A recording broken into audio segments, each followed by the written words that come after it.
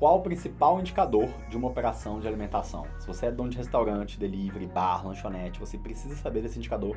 Eu não vou falar o óbvio, não vou falar que é o CMV, o CMV. Não, eu vou trazer aqui uma linha de raciocínio que você possivelmente nunca ouviu falar e vai mudar o seu jogo como um dono de restaurante. E claro, se você por acaso me conhece, eu sou o Fábio. Atualmente, no momento que eu tô gravando esse vídeo, a gente tá com 65 restaurantes de 11 marcas distintas. A minha marca principal é a Sushi Loco, de comida japonesa. Temos 45 lojas. Eu sou o presidente, fundador. Há 17 anos estou à frente. E eu trago aqui já há 5, 6 anos, eu trago aqui o meu melhor conteúdo para te ajudar a aumentar as suas vendas, diminuir os seus custos e melhorar a gestão do seu negócio de alimentação. Se você por acaso não me conhecia, se inscreva no canal, curta o vídeo, compartilha para os colegas de setor também. Muito se fala, claro, no CMV, que obviamente, né, o CMV, para quem não sabe, é o custo de mercadoria vendida. O que compõe o CMV? Basicamente, insumos, embalagens e bebidas. Ah, Fábio, material de limpeza entra? Não, material de limpeza não entra. Comida de funcionário entra? Não, comida de funcionário não entra. Mas as embalagens, né, o canudo, o sachê da maionese, um copo plástico, entra. Embalagem e bebidas e insumos diversos compõe o CMV. E aí o CMV ele é o principal custo de um negócio de alimentação. Fato. Uma pergunta que muito me fazem é: Fábio, qual é o CMV ideal? Essa talvez seja a pergunta que eu mais escute e ela não tem uma resposta muito simplista, porque depende. É bom que a gente já entra no assunto do vídeo e você vai entender melhor. Primeira coisa, ele depende do tipo de produto e do seu posicionamento. Quanto mais fast food você é, maior tende a ser o CMV. Quanto mais fast food, mais, né, dogão, aquele dogão com salsicha, milho e batata palha, né, aquele produto que tem um preço mais agressivo, um preço maior de combate, ele tende a ter um CMV um pouco maior. E a recíproca é verdadeira. Pega um restaurante premium, quanto mais premium for o restaurante, ele tende a ter um CMV menor. E aí uma galera fala: Fábio, isso não tem sentido o que você está falando, porque um restaurante caro, ele tem insumos muito mais caros do que um fast foodzão. Só que proporcionalmente ao preço de venda, não tem. Ou seja, cola aqui comigo. Num restaurante premium, vamos dizer que cobra lá R$100 um prato individual, R$100. Claro que vão ter insumos de primeira ali, um filé mignon, um camarãozão, enfim, mas proporcionalmente ao preço de venda, os insumos não são tão caros assim. Então esse tipo de restaurante consegue, às vezes, muitas vezes, ter um CMV abaixo de 25, 27%. Porém, vamos pegar aqui outro indicador, a mão de obra. A mão de obra, ela tem a lógica inversa do que eu acabei de falar. Um restaurante premium, ela tende a ter um nível de serviço melhor. Caso contrário, as pessoas não vão reconhecer valor e pagar 100, 130 reais num prato individual, se não for um nível de excelência no atendimento, no serviço, na limpeza e nos mínimos detalhes. Se eu não reconhecer um serviço de excelência, eu não vou pagar isso. E aí o restaurante vai para as cucuia. Não vai dar certo. Então o nível de serviço tem que ser alto. Para esse nível de serviço ser alto, o cara tem que ter um puta chefe de cozinha experiente. Eu conheço operações, por exemplo, de altíssimo nível, que o chefe ganha 15 mil reais aproximadamente. Acontece muito, tá? Então você tem um gerente também que ganha aí mais de 10 mil reais, você tem bons garçons que com gorjeta tira mais de 4 ou 5 mil reais, tá? Então você tem uma mão de obra de altíssimo nível. E no fast food é o contrário, né? Você consegue ter uma mão de obra mais barata, galera de primeiro emprego, salário base. E tem todo o meio termo aí, né, gente? Tem todo o meio termo. Aí existem ou operações, pega um bar, ou pega operações como o Sushi Loco mesmo, né? Que é a minha rede, que a gente está com 45 lojas atualmente. O Sushi Loco não é nem fast foodzão e também está longe de ser uma operação premium. Não é essa a nossa proposta.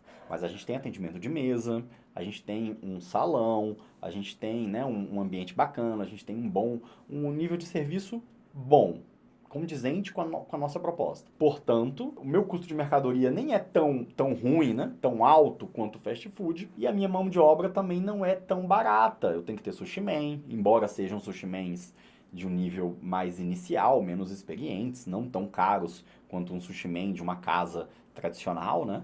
Mas eu tenho uma mão de obra do sushi man, eu tenho lá os cozinheiros, então eu tenho um certo valor, um certo custo de mão de obra que é acima de um fast food, mas é muito abaixo de um restaurante premium. Logo, eu estou te explicando todo esse emaranhado de coisas para que você entenda o seguinte.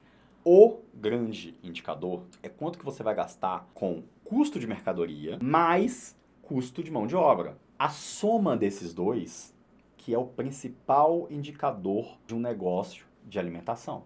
Apenas por esse indicador, se você me falar quanto que você vende e quanto é que está dando o seu custo de mercadoria mais o seu custo de mão de obra, eu consigo te comparar com vários outros negócios de alimentação e consigo já saber, né, com uma estimativa bem aproximada, de como é que está a performance, como é que está a saúde financeira, né, como é que é a qualidade daquele negócio. E aí, o que a gente observa no mercado? O ideal é que você tenha esse indicador de custo de mercadoria mais custo de mão de obra abaixo de 50%. Anota isso, salva esse vídeo, porque isso vai mudar o seu jogo. Você tem que ter esse indicador na ponta da sua língua. Abaixo de 50%. Ou seja, se no seu caso o custo de mercadoria deu 30% e a sua mão de obra deu 20%, 30 mais 20, 50, ok. Se no caso de um fast food lá o CMV deu, vamos exagerar um pouquinho, vamos dizer que o CMV deu 40% e a mão de obra deu 10%, 40 mais 10, 50. Em termos de custo desse principal indicador, você empatou, né? Esses dois exemplos, eles empataram. Quando acontece de um negócio ser inviável? Quando essa conta não fecha. Ideal é estar abaixo de 50%, principalmente se for uma marca só de delivery ou que as vendas no delivery predominam. Aí, mais do que nunca, a soma desses dois indicadores tem que estar abaixo de 50%. Caso contrário, dificilmente esse negócio vai dar dinheiro. Provavelmente a pessoa está ali tendo prejuízo e se não reverter esse indicador, você pode quebrar. Outras operações, né, que não dependem tanto de delivery, porque o delivery tem um custo alto, né, plataformas, motoboy e por aí vai, pode sim ser um pouco maior, num teto máximo de 55%. Não mais que isso. Algumas observações sobre isso. A gente não contabiliza aqui custo de motoboy, então se você tem entregador próprio, não é para contar nesse indicador.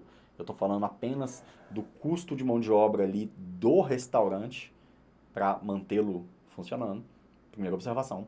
Segunda observação é que esse custo entra todos os custos de mão de obra. Todos os custos de mão de obra. Então, férias, 13º, vale transporte, até alimentação interna de funcionários, é bom você mensurar a parte, entra também. Então, todo o custo de mão de obra entra nisso. Então, você vai somar todo o seu custo de mão de obra que você está tendo.